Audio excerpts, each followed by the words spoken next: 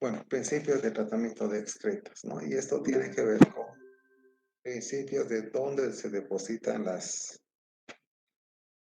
excretas. Esto es parte de la extinta materia saneamiento ambiental, que era la predecesora de ingeniería ambiental en el plan antiguo, ¿no? De hecho, lo que vemos en este tema es dónde disponer heces y orinas que no sea el alcantarillado, porque para eso tiene ya una materia específica. Entonces, hablamos básicamente de contaminación, contaminación por la población, por la sociedad y contaminación debida a el uso del agua.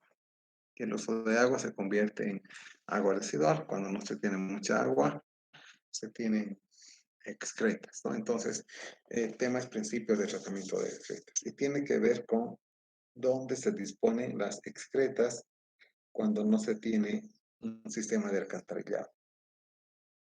De hecho, esto no se ve en ninguna otra materia de todo el penso.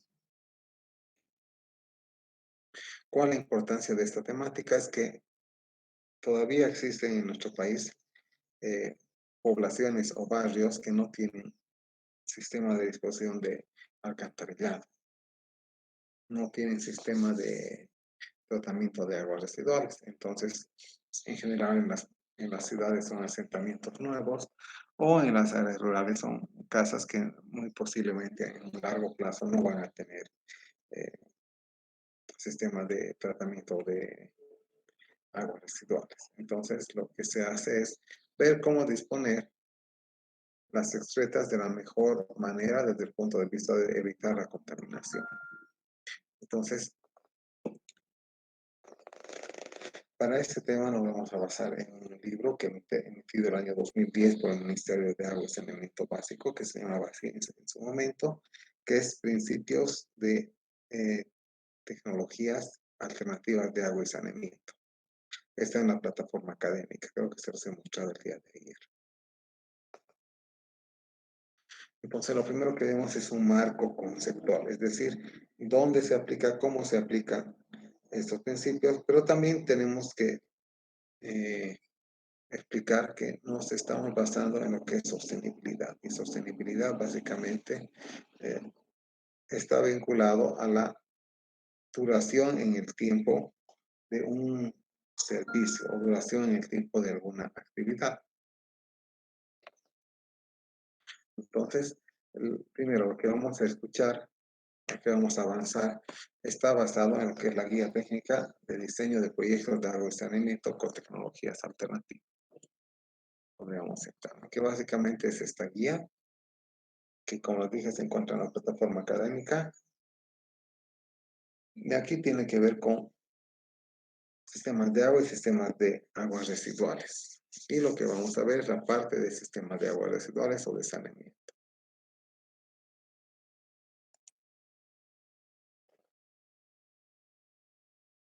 Ahora, ¿de qué se trata la materia y de qué se trata el libro? ¿No? El libro prácticamente son muchas tecnologías que tienen que ver con mm, captación de agua y saneamiento. Nosotros vamos a ver la parte de saneamiento, ¿no? Y que son tecnologías de saneamiento resumidas, organizadas, con un cierto fin. ¿Cuál es el fin? Básicamente es buscar la sostenibilidad de los servicios de saneamiento.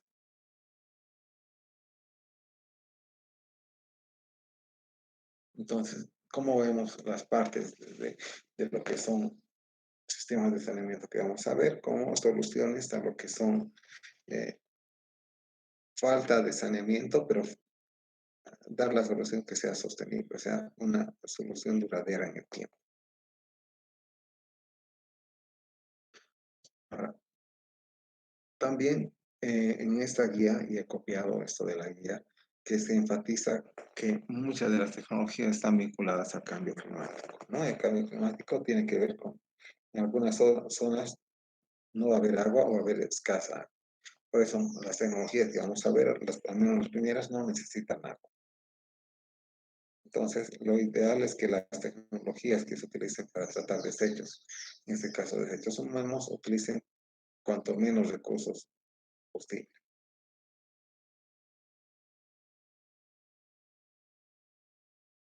Ahora también otro antecedente para tener este tipo de tecnologías de saneamiento es que a medida que pasa el tiempo, la población mundial en general aumenta, ¿no? Por tanto, la situación de accesibilidad a servicios básicos también empeora o disminuye. ¿Por qué? Porque en general los sistemas de saneamiento construidos hace muchos años tienen una vida útil. Sin embargo, al menos en nuestro país, no se considera esa vida útil. También se requiere de sistemas sanitarios, o sea, de disposición de etcétera, que sean seguros, sostenibles y accesibles.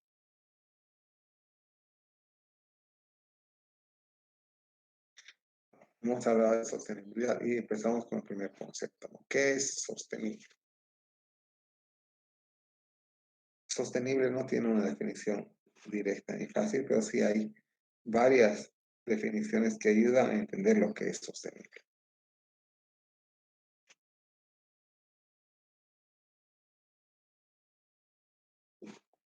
Por ejemplo, hablamos de servicios que brinda, que se brinda a la comunidad, como ser servicio de agua, servicio de alcantarillado, servicio de recolección de basuras, servicio de disposición de basuras, servicio de tratamiento de aguas residuales. Entonces son varios servicios. Y vamos a hablar de cuándo un sistema funciona de forma sostenible. Entonces, si nos ubicamos en sistemas como si fueran, digamos, sistemas de agua, de alcantarillado, vamos a entender mejor, aunque esto se aplica a un sistema de tratamiento de aguas, a un sistema de tratamiento de excretas, a un sistema de tratamiento de basuras también.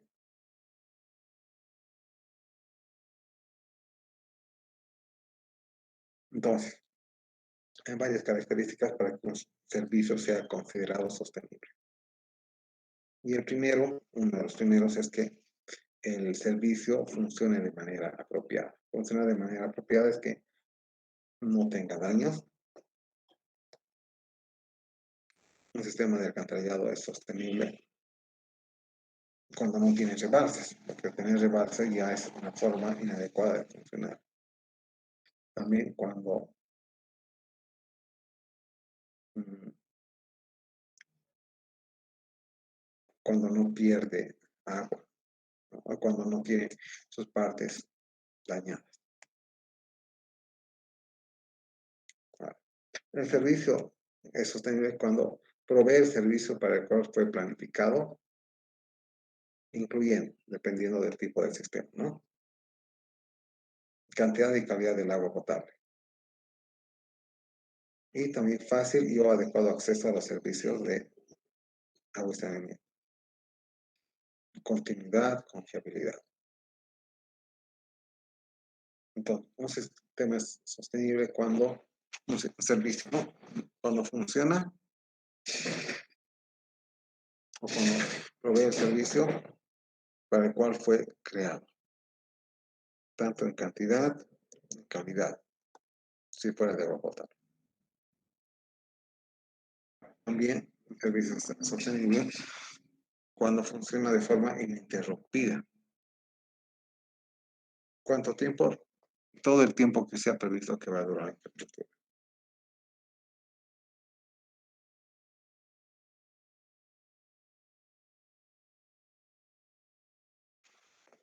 Ahora, también se dice que un servicio es sostenible cuando la gestión del servicio incluye a la comunidad o la misma comunidad administra el servicio. Entonces, por ejemplo, un sistema de agua potable. ¿Por quién está administrado? Por un comité, por un director. Si en ese directorio participan personas de la comunidad, es más sostenible, ¿no? También si participan personas que participan en la asamblea, también es sostenible, ¿no? Alternativamente, cuando la misma comunidad gestiona el servicio, es decir, cuando la población está involucrada o vinculada al servicio o cuando la misma comunidad gestión, es decir, cuando se hace cargo totalmente de la comunidad.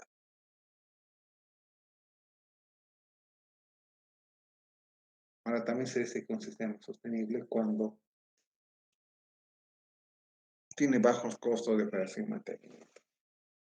¿Por qué? Porque en general cuando hay infraestructura de agua, alcantarillado o estructura sanitaria en general, los costos de operación y mantenimiento son cubiertos por la misma población.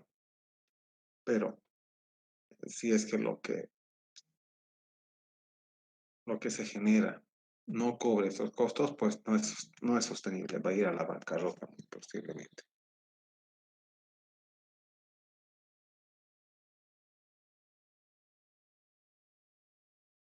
Ahora también se considera sostenible cuando el servicio puede ser operado y mantenido a nivel local, pero con limitado o mínimo apoyo externo. Es decir, cuando no dependemos de alguien de otro lugar para hacer funcionar o para reparar nuestros equipos. Entonces es sostenible. Se considera también sostenible cuando el servicio no genera impactos negativos al medio ambiente. Es decir, si fuera una planta de tratamiento de aguas residuales, no debería tener ningún tipo de olor el agua ni ser expuesta al público, porque entonces generaría impactos negativos.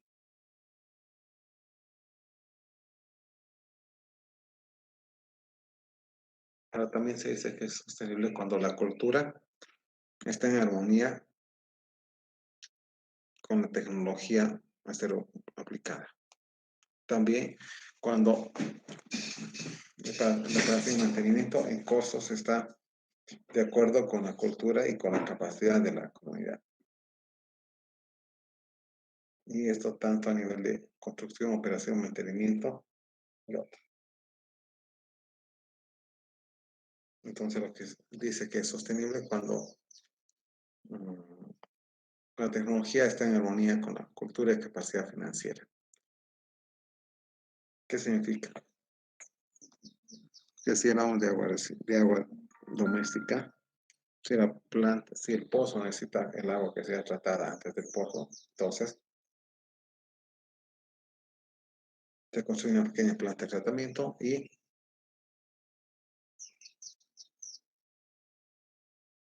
si la forma de operar y mantener es sencilla, muy posiblemente la comunidad se va a acercar.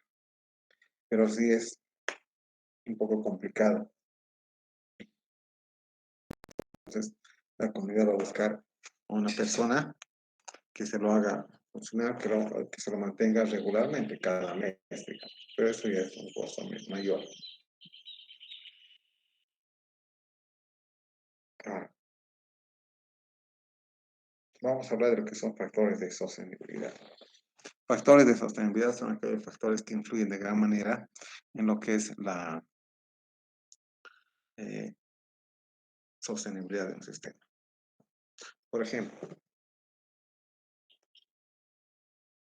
un factor es la tecnología.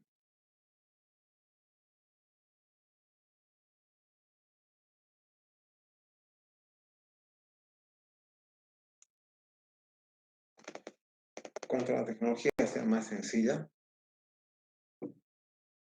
y más fácil de operar, es muy posible que dure más, que sea más sostenible que una persona que tiene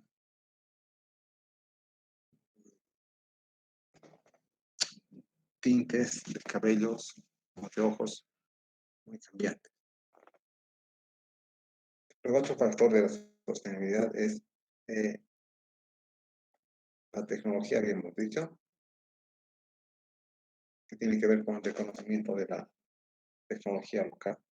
También hemos hablado del grado el grado de simplicidad de la operación de mantenimiento, también que de la tecnología. Importa cuando las maquinarias que se traigan para hacer alguna actividad estén de acuerdo con la demanda de la población.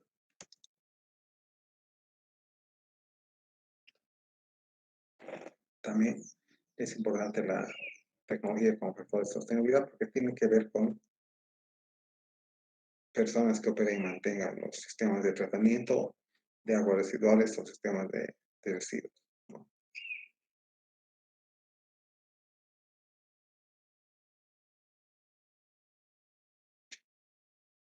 También depende de la tecnología que haya repuestos para, para los equipos, ¿no? Porque si no hay repuestos para un equipo que hace algún trabajo, por ejemplo, una excavadora, pues la excavadora no funciona. Entonces, eso influye. También la tecnología se convierte en factor de sostenibilidad cuando existen eh, costos bajos de operación y mantenimiento. Estos costos bajos hacen que pueda haber mayor ganancia para el pescador. También la tecnología depende de los, los costos de inversión que se puede realizar, ya sea una planta de tratamiento de las ciudades, podría ser un estanque de lodos activados, o una planta de tratamiento de aguas potables, podría ser piscinas de recambio iónico. Entonces, si los costos son muy caros, puede que no puedan ser considerados, ¿no? Ahora también es importante la tecnología cuando esta se puede aplicar de acuerdo al contexto local. Es decir, por ejemplo, un vecino construye un baño muy novedoso, entonces otros vecinos a veces sus ventajas van a querer copiar y otros y otros. Entonces, que se tiene la replicación de su artesanía.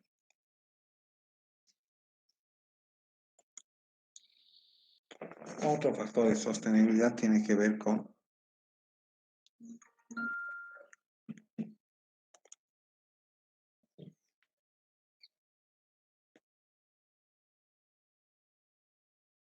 el marco institucional, es decir, las instituciones.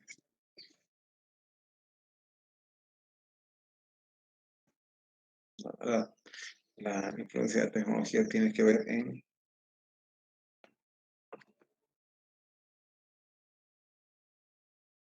establecimiento de normativas, mecanismos de apoyo,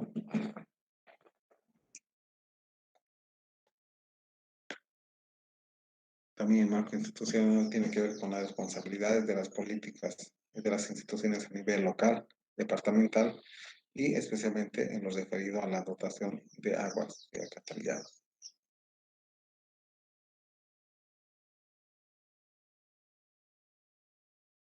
También el marco institucional tiene que ver con el desarrollo de capacidades a nivel local, a nivel departamental.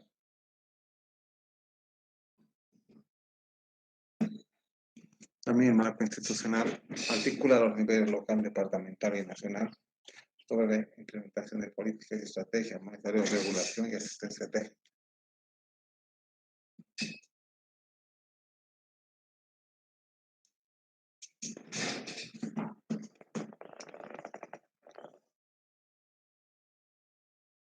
Alguna terminología que vamos a utilizar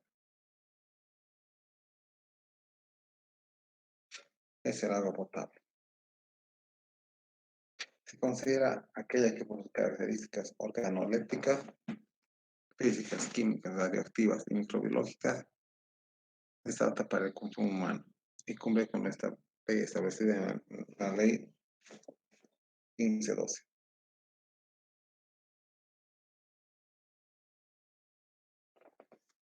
Entonces, el agua potable es aquella agua que se puede consumir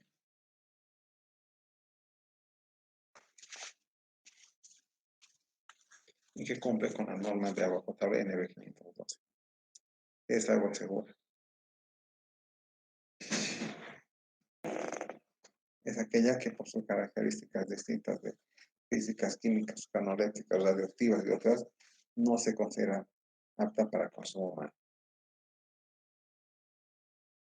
Es decir, el CELO ha hecho conocer que vienen excretas de un cierto lugar, va a hacer que la gente no utilice esa agua, por ejemplo, ¿no?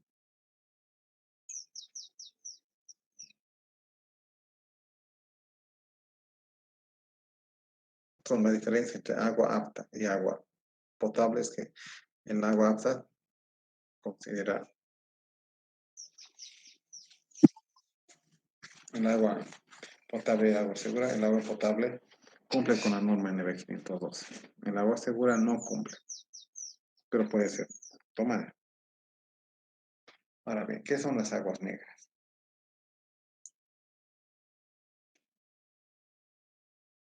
Son aguas residuales que vienen de la evacuación de excreta. Son aguas que se utilizan para arrastrar heces, que son aguas grises. Es el volumen total de aguas profundas que viene del aseo personal, de la cocina, de lavado de ropa y limpieza en general. Entonces son aguas que no han pasado por verduras, por así decirlo,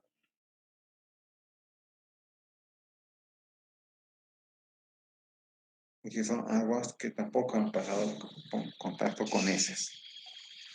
Y vienen de todos los lugares donde no se contamine la casa. Es agua para lavarse la cara, es agua para cocinar, agua para lavar la ropa y agua para la limpieza. Son aguas residuales domésticas. Es el volumen total de aguas provenientes de la evacuación de efluentes de viviendas, edificios y inmuebles sociales. También se conocen las aguas domésticas como aguas servidas domésticas. Entonces, agua servida doméstica viene de la salida de viviendas, edificios u otros, ¿no? También se conoce a la aguas residuales domésticas como aguas servidas domésticas. Otra definición, aguas residuales comerciales. Entonces se considera que son aguas que vienen de locales comerciales.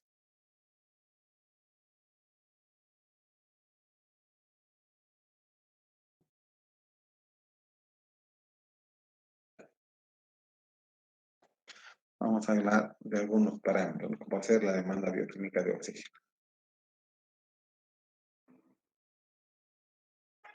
que básicamente es la cantidad de oxígeno disuelto consumido por los microorganismos para la oxidación bioquímica.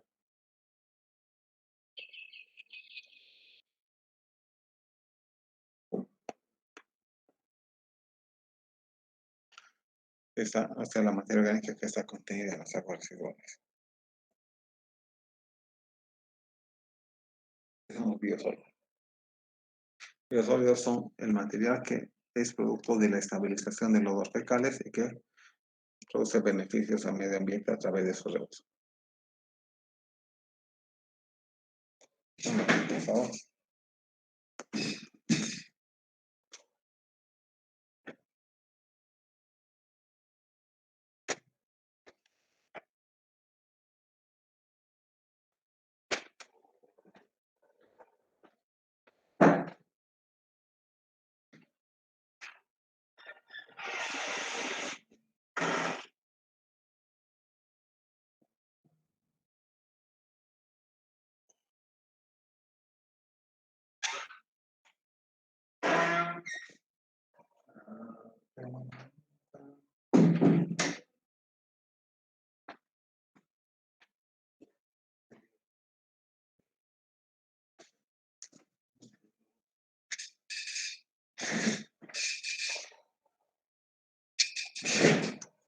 Entonces, demanda bioquímica de oxígeno es aquella cantidad de oxígeno que los microorganismos consumen para oxidar la materia orgánica contenida en aguas residuales. Se expresa en miligramos por litro. Y vamos a tratar de explicar eso con un esquema.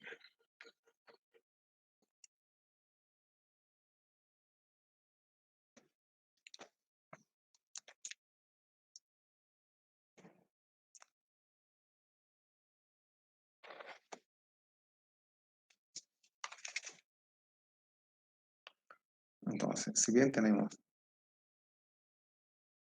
agua con microorganismos,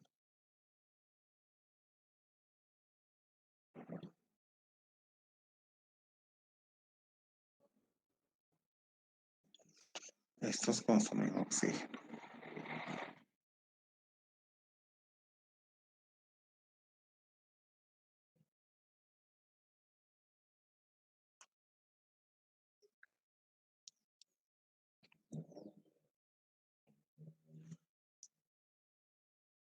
Entonces, cuando existe una descomposición o putrefacción,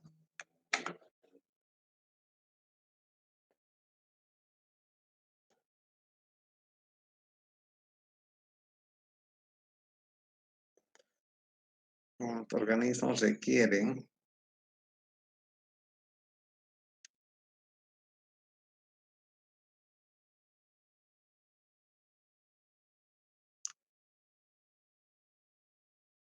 de oxígeno. Pues estos organismos en general lo que hacen,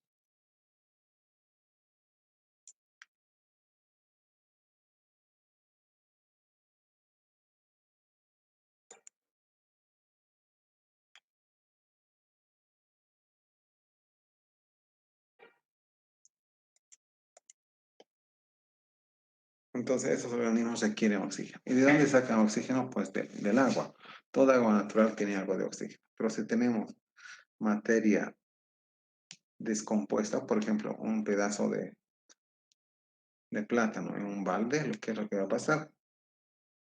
El plátano que debe empezar a descomponerse, pero los microorganismos que descomponen este plátano necesitan oxígeno. ¿Para qué? Para generar energía y poder moverse. Si hay muchos organismos de estos, requieren más oxígeno. Ahora, cuando no hay estos organismos que se alimentan de materia orgánica, podemos decir que el agua es relativamente clara y que no hay contaminación. Pero a mayor cantidad de demanda de oxígeno, de demanda bioquímica de oxígeno, sí hay mm, mayor consumo de oxígeno. Ahora, ¿qué son los biosólidos? Es un producto de la estabilización de los lodos fecales y que pueden producir beneficio medioambiental al ser reutilizados. Pero dirán que son los lodos fecales. Los lodos fecales son básicamente restos de heces que se encuentran en algún lugar. Y estos lodos fecales en general contienen microorganismos. Esos microorganismos, al pasar al ser humano, pueden ser dañinos, ¿no? Entonces lo que se hace es estabilizar. Estabilizar quiere decir no posible que ya no pida más oxígeno, ya no tenga demanda de oxígeno. Una vez que está estabilizado y tampoco tiene bacterias, en realidad eh, se puede reutilizar. ¿Y cómo se pueden reutilizar los biosólidos? Como nutrientes para el suelo. Y hablamos de otro tema, que es el calentamiento global. Es un fenómeno natural que produce que aumenten las temperaturas en algunos lugares, ¿no?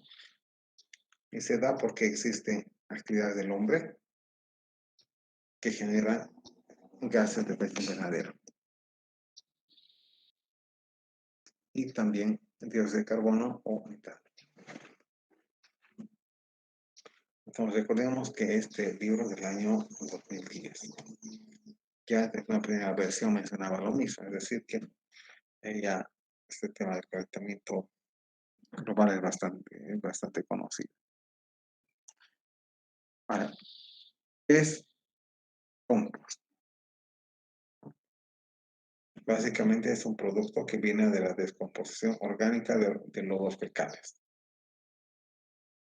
Como a través de un sistema de tratamiento de lodos que permite su manejo higiénico y reuso en la agricultura. Entonces, ecocompost básicamente genera residuos y puede ser utilizado como compost.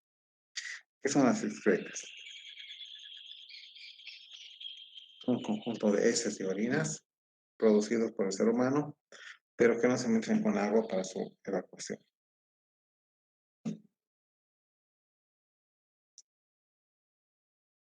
Entonces, no desean ser, o sea, las excretas no se mezclan con agua. Es decir, son heces y orinas que no se mezclan con agua, por eso se llaman excretas.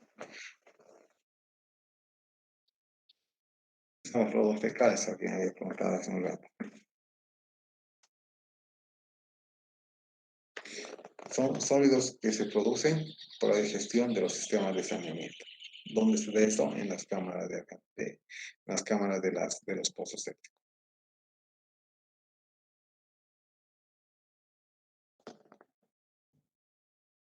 Son los lodos sépticos. Son básicamente, es un producto que sale de la extracción de lodos de diferentes cámaras sépticas. Entonces, uno escucha lodos sépticos, tiene que relacionar con un tanque séptico, ¿no? Y es un lodo séptico, es un lodo, es decir, una agrupación de partículas que se juntan alrededor de sí, ¿no? Y esas se encuentran dentro de las cámaras sépticas para generar el lodo séptico. Ahora, ¿cómo se expresa la reducción de contaminantes?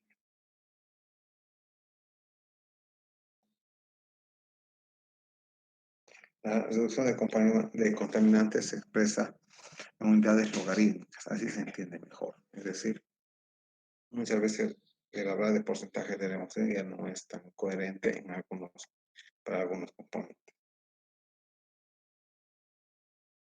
Entonces se utiliza la reducción logarítmica, como tiene que ver con a partir de con cuántos órdenes logarítmicos sale o entra un cierto efluente o afluente de una planta de tratamiento. Esa es la reducción logarítmica. Hablamos de sistema descentralizado de saneamiento.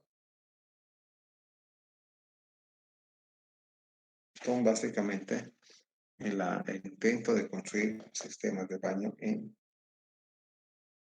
hogares.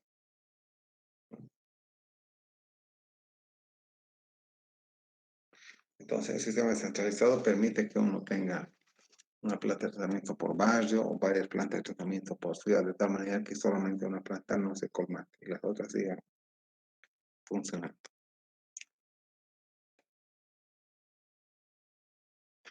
Vamos a empezar con el primer sistema de baños del que vamos a ver. ¿Alguien tiene una pregunta hasta aquí?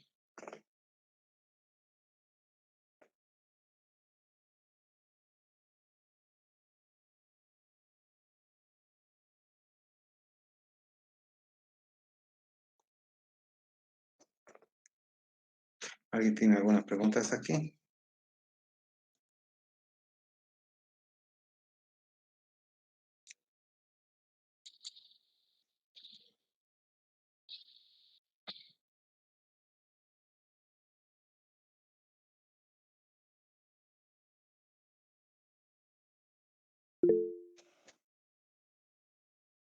Continuamos entonces en los comentarios de preguntas.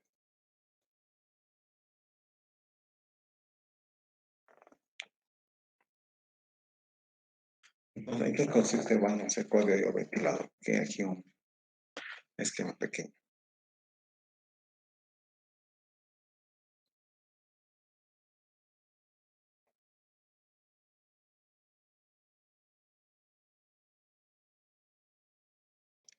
Básicamente es un sistema sencillo de recolección de excretas, casi el más sencillo que se conoce. Que, en resumen, básicamente es un hueco donde se depositan las excretas. Con el paso del tiempo se han ido colocando coberturas, puertas a esta humilde casa que empezó con con este tipo de baño, ¿no? ¿Y cuáles son las partes principales? Vamos a ver.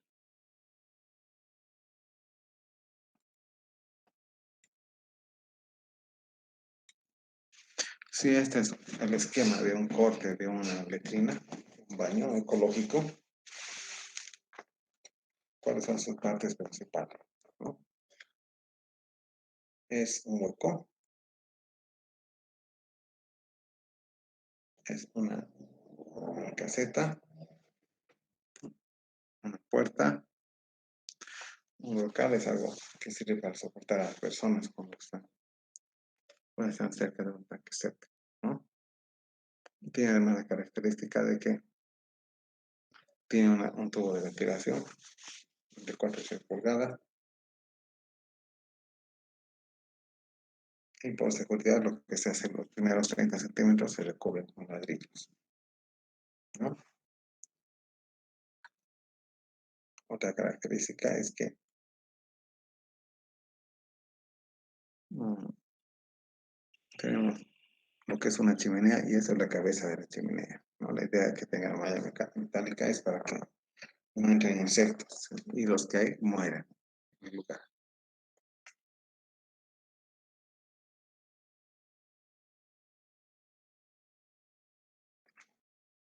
Ese es el esquema de un sistema de tratamiento.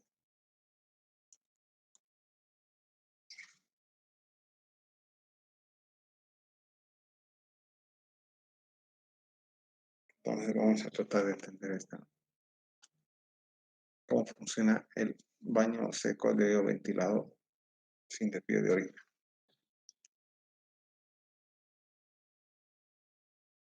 Lo que se tiene es un dato de inicio o un dispositivo de contacto. El dispositivo puede ser un inodoro. Entonces,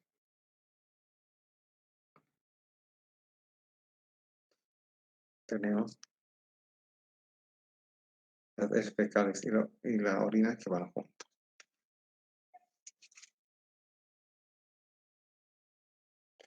Luego, esta excreta va a una taza que tiene un baño turco se le dice, ¿no?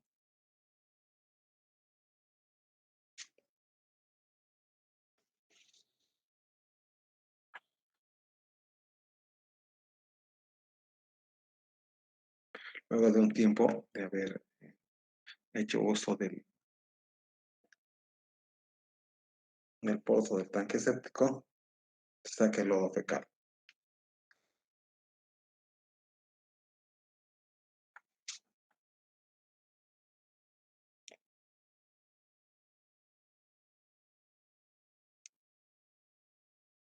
Luego, lo que pasa con esa excreta que ha llegado a ese baño, lo único que le queda hacer es enterrar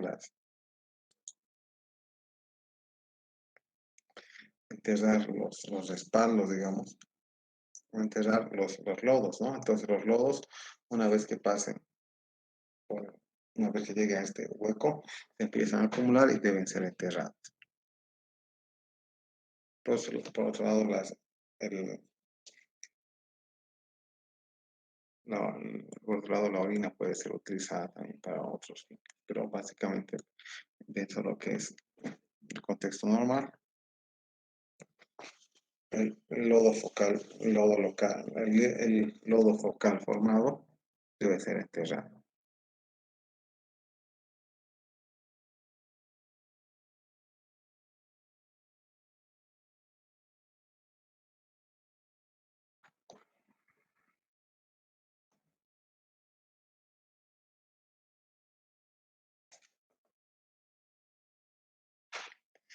¿En qué consiste la tecnología? No podemos ir hablando de este baño seco de hoyo ventilado. Consiste en un pozo o puede ser simplemente un hueco que tiene su tubo de ventilación. Esta ventilación permite pasar una corriente de aire, permite la extracción de olores.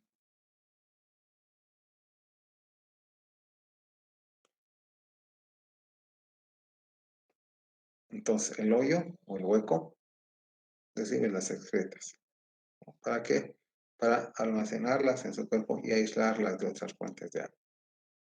Para evitar que los microorganismos patógenos presenten puedan causar daños a la salud.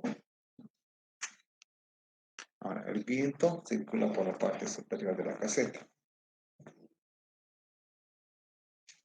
y por encima de la tubería de ventilación. Entonces, el mismo viento crea una corriente ascendente dentro del tubo de ventilación.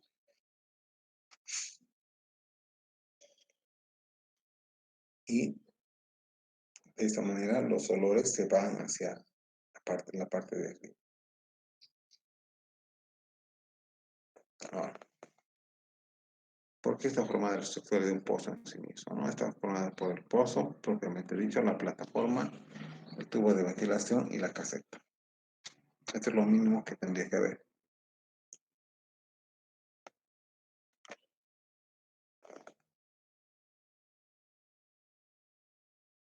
Ahora, el pozo puede ser de distintos tamaños, pero digamos se recomienda que esté entre 0,90 y 1,5 metros de diámetro.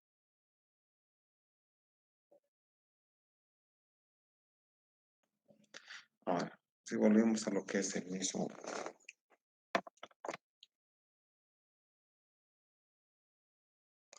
eh, la misma descripción, ¿no?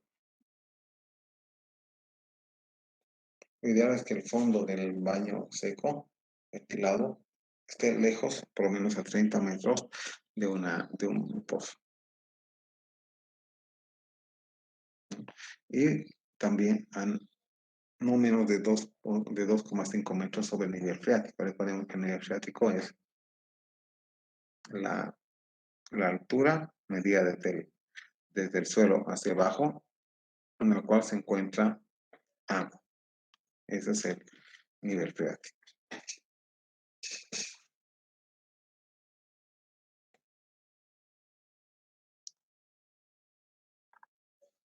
Ahora, si es que vamos a utilizar o instalar sistemas de baños secos, eh, hay que saber si estos sistemas de baños secos son adecuados al lugar donde quieren ser aplicados, ¿no?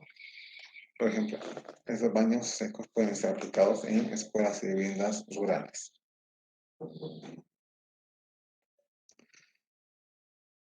Luego también se aplica cuando no existe abastecimiento de agua o no se encuentra alcantarillado sanitario. Entonces, en ese caso también se utiliza este tipo de baño. En general, se puede aplicar a cualquier tipo de clima, lo que son los baños secos ventilados. Sin embargo, no es apropiado para zonas que tienen inundaciones, zonas con nivel freático alto, suelos rocosos y áreas urbanas altamente densas, ¿no? ¿Por qué? No es bueno que este baño esté en zonas inundables. ¿Por qué? Porque al ser un hueco donde se depositan las heces, es posible que en una lluvia se pueda inundar y los contenidos del hoyo puedan salir. De igual manera con nivel freático alto, ¿no? Si el nivel freático alto es muy posible que todo el tiempo una parte de la vivienda esté humedecida. También eh, no es apropiado colocarlo en terrenos rocosos porque no se puede hacer el hueco y este hueco si es que existe no va a poder infiltrarse porque la roca es dura y compacta. Tampoco es recomendable aplicar este tipo de baños en áreas urbanas de alta densidad de vivienda.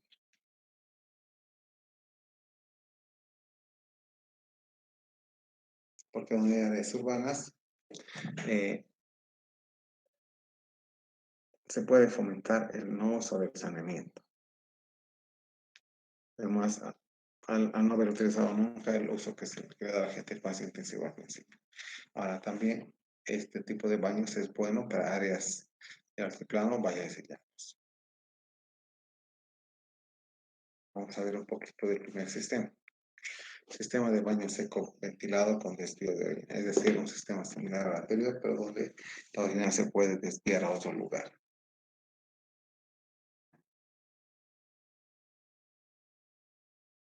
Entonces, ¿qué diferencia tiene este baño seco en lugar al baño seco anterior? Anterior quiere decir baño seco sin desvío de orina. Primero que este tipo de baño se incorpora una taza sanitaria que incluye un separador de orina. Es decir, es un inodoro con su separador de orina. Y esta orina sale a un pozo de filtración, no va al alcantarillado, no va al pozo. A este tipo de baños también disminuye la cantidad de olores, ya que separa lo que es líquido de líquido. Y si bien la orina va a otro lugar, el pozo o el hoyo está solo destinado al uso para la descarga de heces reales, heces fecales. Ahora, la aplicación de ese tipo de baños implica eh, el uso de material secante, ¿no? Como sea ceniza, hojas secas u otras, ¿no? Que se colocan al hoyo. Y así ayudan al proceso de descomposición. Es decir, cuando se tiene un baño séptico y no se tiene agua, en general lo que pasa es que las heces se vuelven espesas dentro del hoyo, ¿no? Entonces, la ideal para hacer compostaje es que estén secos. Entonces, lo que se hace es se, se vierte al mismo hoyo eh, material secante como ceniza, hojas secas y cal.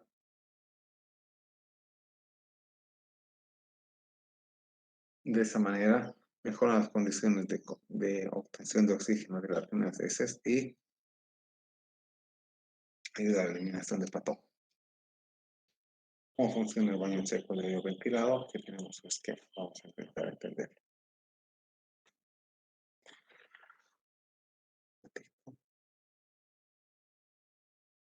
Primero, los datos de inicio son heces de orina, igual que para el anterior sistema.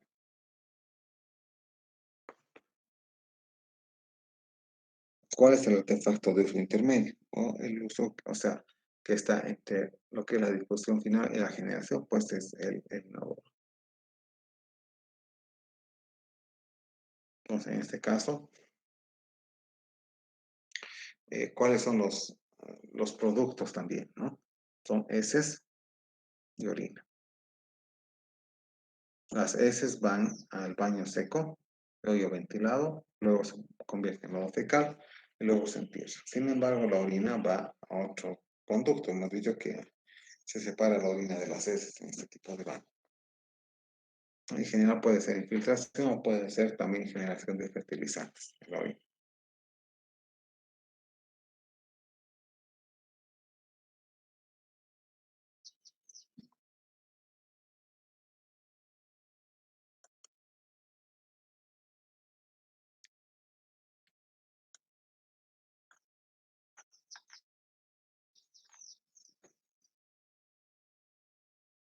Para los sistemas, el material de limpieza anal que se utiliza como hacer papel y otros es mandado al hoyo directamente.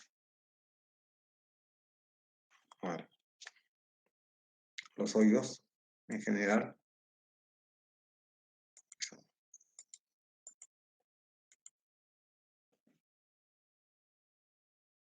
también nos dice que es necesario enviar o tapar o llenar con ceniza u otro material secante por lo menos una vez cada 2 meses el hoyo. ¿Cuáles son las actividades para hacer mantenimiento? Básicamente es limpiar de basura, de heces, la superficie del baño y alrededor, ¿no? Ahora, cuando el hoyo se llena, el hoyo del baño debe ser tapado con tierra y se debe trasladar su sitio a otro nuevo lugar de instalación.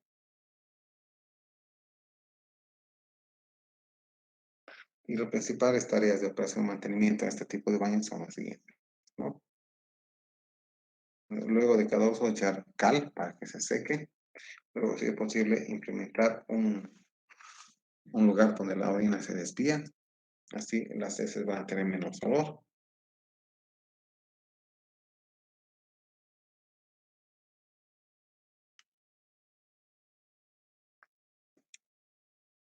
Luego se tiene que limpiar cotidianamente el inodoro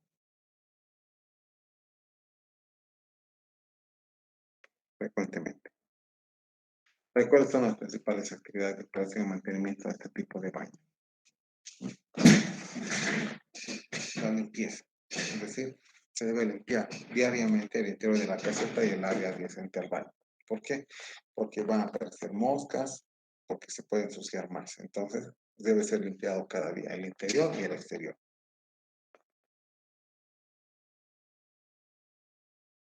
Ahora, a manera de comentar del uso del baño, el artefacto debe ser limpiado con un trapo húmedo y un cepillo seco.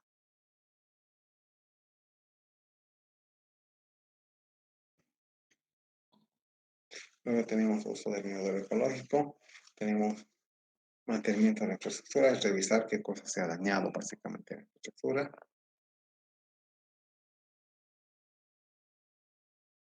Luego tenemos el control de niveles de grietas en el hoyo. Este es importante porque permite cada cierto tiempo ver con la capacidad del hoyo. En general, cuando llueve, hay más agua y entra más al hoyo y este se llama más rápido. En época de sequía dura un poco más.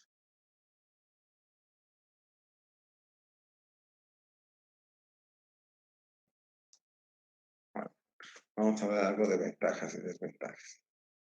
Este tipo de baños, con el sin desvío de orina, no necesitan el ejemplo. O sea, no, este tipo de baños secos con desvío de orina no requieren uso de agua. Por definición, no usan agua, no son simplemente huecos. Se pueden construir con materiales locales, se puede utilizar inmediatamente luego de la obra, no necesita un tiempo de maduración o de mejora.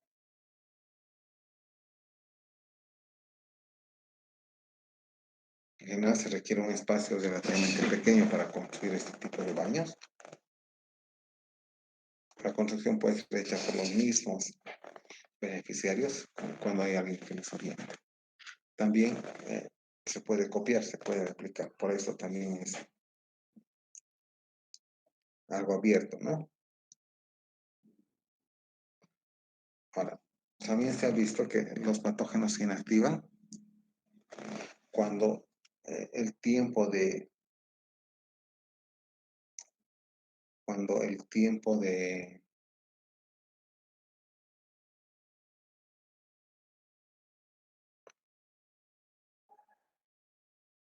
¿dónde estamos aquí? ¿No? Los patógenos se eliminan cuando una letrina o un hoyo tarda más de 2 años, más de 2 años en llenarse, porque a medida que se llena, se van dando las consideraciones que eliminen a los organismos. Ahora, otra cosa, una de las ventajas es que la vida útil del dispositivo es mayor a 6 años y luego puede ser utilizada de nuevo. Ahora, ¿qué desventajas tiene el uso de este tipo de dispositivo? Puede haber malos olores si es que no se tiene buena ventilación. Ese tipo de baños no se puede construir en zonas donde hay niveles freáticos altos, ¿no? Tampoco en lugares inundables.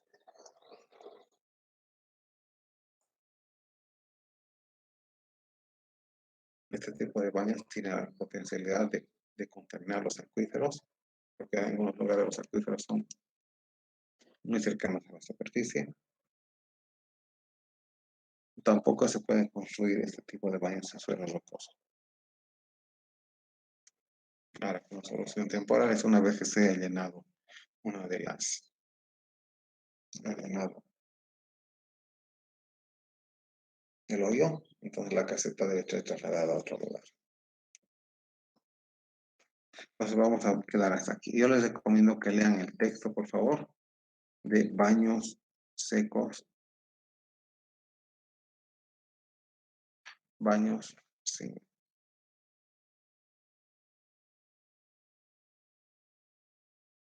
¿No?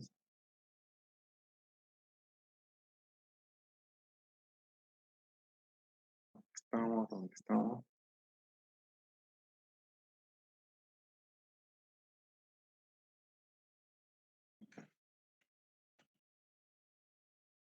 Las ventajas son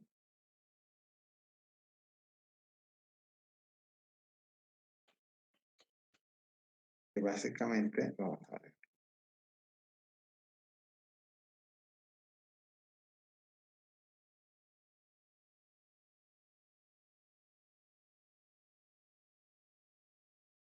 no necesitan algo, básicamente eso es importante. Se puede construir con materiales locales, se puede copiar. Y también puede dar inactivación de patógenos cuando los lodos sean más de 2 años. Tiene una vida útil de hasta 6 años. Bueno, no sé si hasta aquí tiene alguna pregunta, ha sido bastante teórico el día de hoy.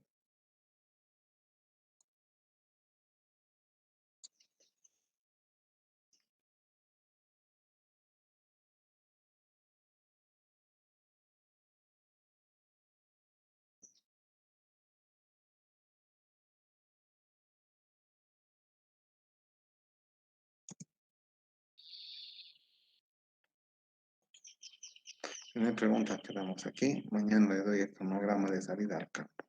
¿Ya? Gracias, nos vemos mañana. Hasta luego.